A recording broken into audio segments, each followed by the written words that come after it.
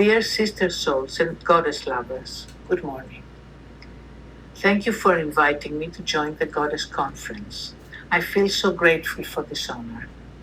And thank you all for being here this morning. Let us call upon the Muse for inspiration. My body is a portal to the other world. Our bodies are portals to the other world. As soon as I accepted the honor of being invited to this beautiful conference, my life started changing. My house started to fall apart. My body started to fall apart.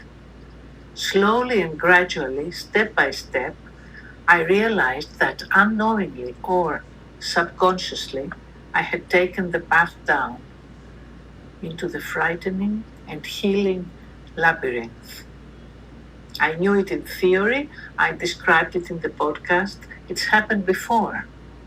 But this time, and every time, it's one step further, one step deeper.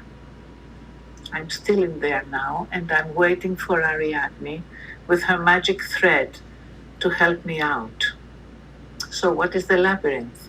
The labyrinth is a spiral path leading into an inner, wider, universal self.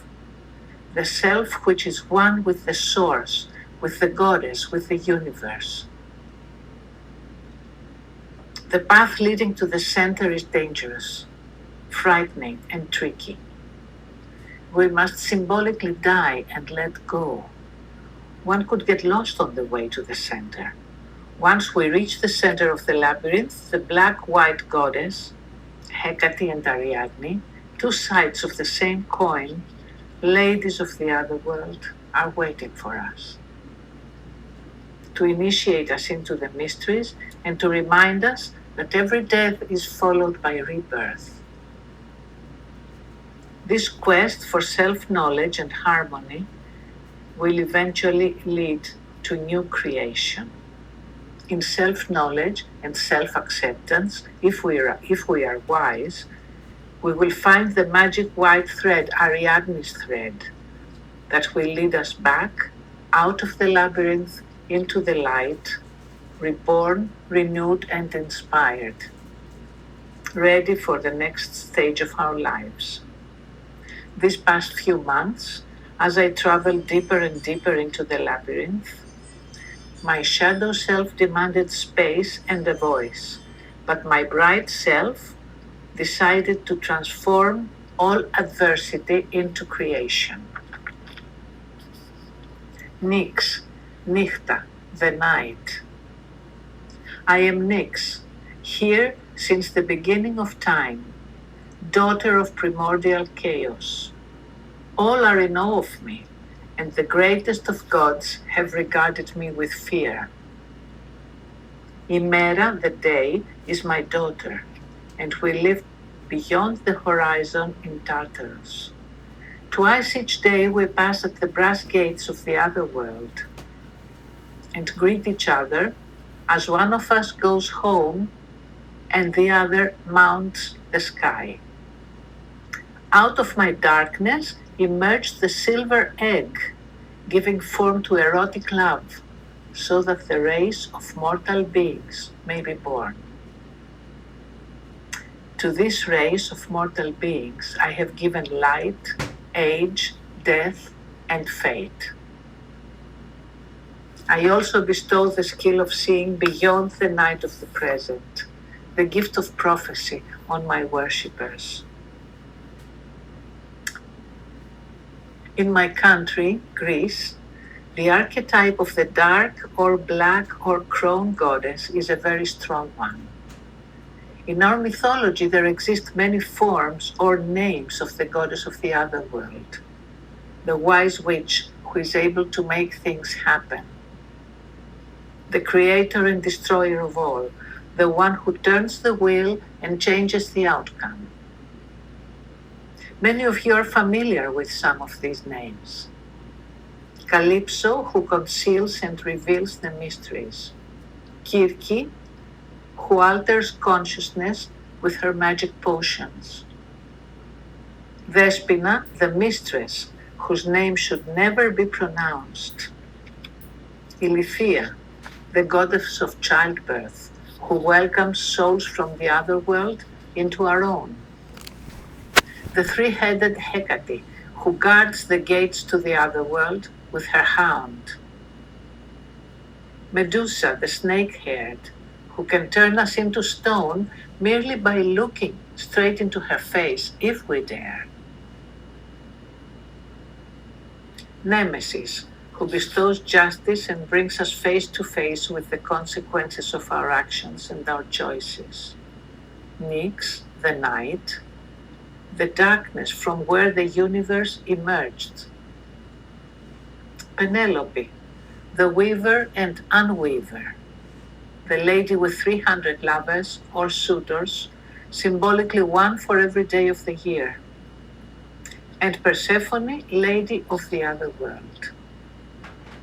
Some of the symbols of the dark goddesses are the dog, the frog, the willow tree, the raven, the Orphic egg, the pomegranate, the asphodel, the crossroads, especially the crossing of three roads, the cypress, the fig, the oak, the owl, the pig, the falcon, the spider, and of course the moon with its ever-changing face and phase. The poem I read before was written by Joanna Milton Caravia and is a part of the book Greek Goddesses Rising, compiled by the Study Group of Matriarchal Societies, of which I am a member, and more members are here this morning. This feminist spirituality group has been functioning since the early 80s with research, library, rituals, workshops. The book often offers information on prehistoric matriarchy and its significance for women today, and meditative poems on pre-patriarchal Greek goddesses, their stories before they became wives, sisters, mothers, and daughters of the great gods. A few copies of this book still exist. In her book Lost Goddesses of Early Greece, Charlene Spretnak describes Hecate in her pre-patriarchal form. Quote, "In the dark of the moon, small covens awaited her near drooping willow trees. She appeared suddenly before them with her torch and her hounds. Hecate shared clues to her secrets. Those who believed understood. They saw that form was not fixed. Awesome were her skills, but always Hecate taught the same lesson. Without death, there is no life. Πεθαίνοντας ξαναγεννιέσαι. By dying, you are reborn." This was the message of the priestess of Eleusis to the initiates at the conclusion of the Eleusinian mysteries every year. This was the gift she or he offered them before they departed, by the goddess's sacred synchronicity. Eleusis is the cultural capital of Europe this year. Without death, there is no life, or by dying, you are reborn. Here I will treat you to Hecate's sweets made of sesame and honey. These sweets are offered even today to honor the dead in memorandum ceremonies on particular days of the year, which are dedicated to the departed souls. Let us now remember a small part of the myth of Demeter and Persephone and the other world. One fateful day, Kore, the daughter of Demeter, mistress of vegetation, was abducted by Pluto, son of Cronus or Saturn, and carried into his dark, gloomy kingdom, the kingdom of the dead, to be his wife. Pluto means wealth. There is an interesting symbolism in this story. Our real wealth is hidden deep inside us in the underworld, the other world, the inner world, or symbolically, the world of the dead. The cave of Kore's abduction, a gateway to the underworld, is still often visited at the ancient site of Eleusis, and it is considered one of the portals to other dimensions. Daring to be white. Demeter left Olympus, the holy mountain where all the gods abode, and wandered around the world looking for her beloved only daughter. In vain she traveled everywhere, refusing all food or sleep for 9 days and 9 nights. Notice the symbolic number 9, resonating with the months of pregnancy. Her daughter was nowhere to be found. Finally, Hecate, goddess of the other world, the only one who knew where the daughter was, because she knew all the paths taken by gods or mortals, appeared, and the truth was revealed. Demeter's daughter was now queen of the dead. Wrathful and grief-stricken, the goddess mother drew her black cloak over her head and mourned. And winter fell on the earth, and trees shed their leaves, spring flowers withered, corn no longer grew, and the earth turned to hard stone. Demeter was inconsolable. She arrived at Eleusis, at the palace of the king, tired and angry, sat down by the well, and waited in despair, hopeless, unable to laugh or enjoy anything. And then what happens? An old lady appears. She is Baubo, a nanny, Vavo, a nanny, midwife, and a goddess in disguise whose task in the palace is to look after the son of the king. Baubo, Vavo, feels sorry for Demeter. She offers her kikeon, the consciousness-changing drink, starts recounting to her silly stories, then goes on with dirty jokes, shocking sexy tales, and in the end, she draws up her skirts and shows her genitals. At last, Demeter laughs, for the first time after the abduction of her daughter. That magic action is the only one that can make the disappointed mother goddess laugh. By laughing, she comes back to reality, she is grounded, she can endure her sorrow. Now, why are women's genitals, women's vulvas, so funny and joyful? And why do they bring laughter? In the meantime, Kore had become the queen of the dead, with her full name Persephone, meaning the bringer of life, or juggling between life and death. But she had fallen into deep melancholy, and so Pluto, the Dark Lord, decided to let her go. Persephone returned to the surface of the earth, and Demeter rejoiced, and the snows melted, and flowers bloomed, and fields of green corn, wheat, and fruit rippled in the wind. Kore had returned, and the world was again rejoicing. In the end of this story, we have the catharsis, manifesting this amazing balance that characterizes the ancient world. They came to a compromise. Persephone would visit her mother for 8 months every year, and the rest she would spend with her husband Pluto in the underworld. To ensure this, Pluto offered her, before her return to her mother, to eat 7 seeds of a pomegranate. Now, of course, since the Earth is a sphere, this switching between worlds takes place between the hemispheres, the northern and the southern hemisphere.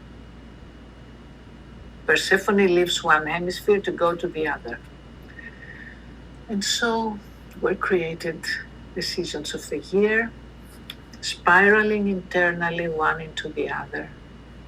For the part of the year where Persephone comes up to join her mother, becoming again Kore, the maiden, the earth is blooming.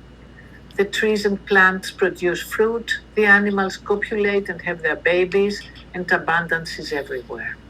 In winter, she goes to the underworld, to her consort Pluto, and the earth goes barren again. The balance between the inside and the outside is reflected in the balance of the seasons of the year, the phases of the moon, the cyclical spiral course of human life, the polarity and reconciliation of the two genders, and the abolition of power over.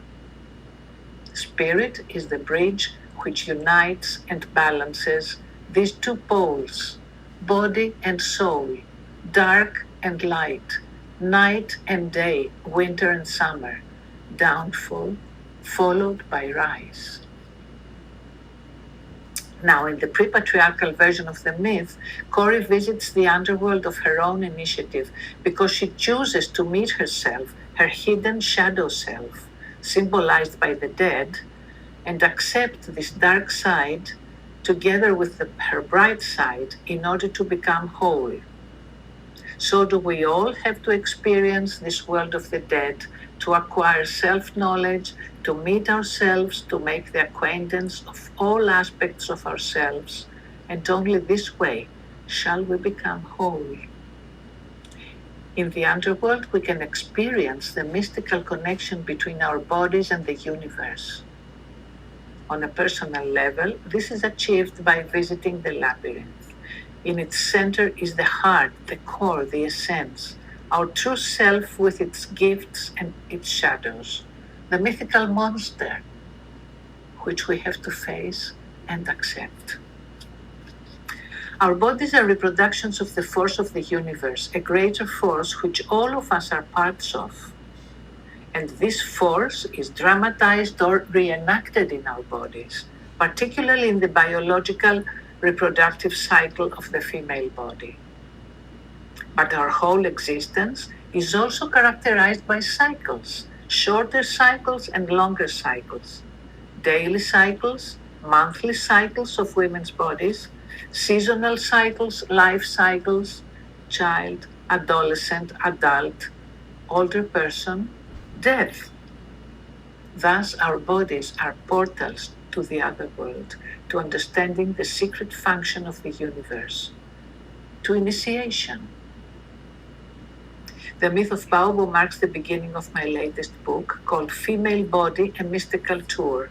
Baobo is the crone goddess who offers laughter to the exhausted and despaired Demeter for the first time after the abduction of her daughter by exposing her genitals to her.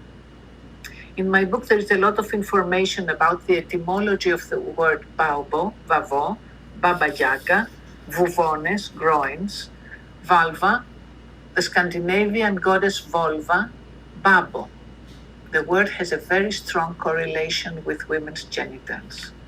In several villages in northern Greece, there is a custom of celebrating the old lady of the village, the crone, every year on the 8th of January. This is the famous women-only Babo festival. Babo means the oldest lady, the grandmother, the midwife, the wise woman. My book is about the female body, which for many women and men is a foreign country, an unknown land. Knowing yourself, know thyself, is one of the famous Delphic inscriptions. I offer a new, a fresh way of looking at our bodies, of listening to their melodies, their rhythms, of smelling their perfumes. When we live in perfect harmony with our bodies, we can struggle for freedom and autonomy. The book has four parts. The first part is the body, companion, and teacher. The second part is menstruation, the blood of life. The third part is called adolescence, a time of transformation. And the fourth part is self-care and self-image. This book is part of a greater project called Feminist Gynecology, which I have the intention of continuing in the years to come, and which deals with many aspects of women's body knowledge and women's health. The first book of this project was Goddess in Action, Childbirth. The second was Female Sexuality from Flesh to Spirit. And the third one is Female Body, a Mystical Tour. I present these topics in a threefold way: the biological aspect with medical information for the general public, especially women and health professionals, the feminist aspect with information on women's struggles about these issues, how feminists have reclaimed autonomy and self-determination of our bodies, and the spiritual aspect describing the sacred side of these female experiences, the symbolism, the spiritual meaning of our transformations, how they relate to the higher or inner selves, our inner voice, and to the greater cosmos. The universe and the way it functions is all contained in the wisdom of the female body. Macrocosm and microcosm interact in our cells. The all-recurring theme of birth, death, rebirth, the polarity and healing process manifest in every sexual act, the Big Bang reenactment in every act of birthing.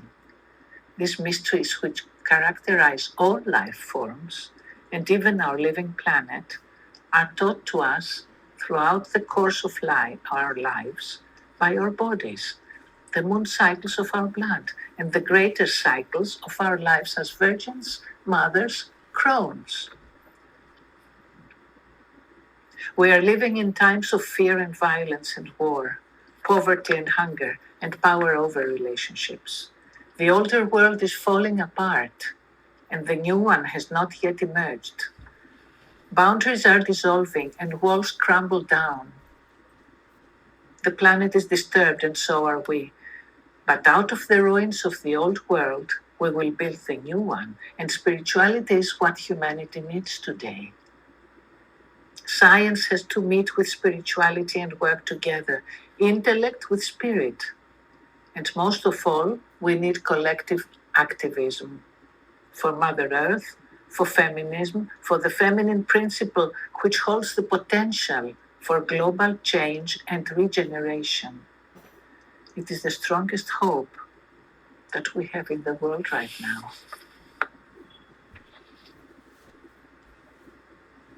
I will close with another poem from a healing session that we had in our study group of matriarchal societies in the early 80s. It's about the body, the feet that carry you, the legs that move for you, the hands that touch for you, the arms that hold for you, the chest that breathes for you, the belly that transforms for you, the head that thinks for you, the throat that speaks for you, the hair that warms you, the skin that dresses you, your back that is your strength, your breasts and mouth that are your womanhood, your face that is your expression. In rhythms, in wholeness, in strength, in recovery, in health, in happiness, in love.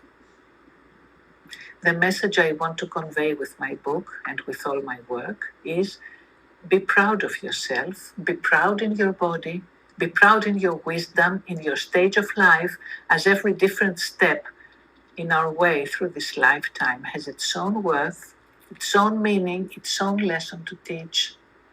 Rejoice in your body. Thank you so much for your attention. Thanks to my friends and companions who are here this morning. Thanks to my dear friend Yanni, without whose help I would never have produced this video.